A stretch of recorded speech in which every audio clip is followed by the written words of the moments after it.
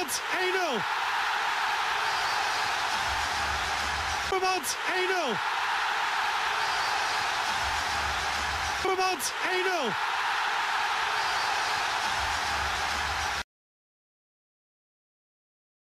Paasje op Koufo. En dan is het raak. En staat Bryan Ruiz toch weer aan de basis van een Twente goal. Paasje op Koufo.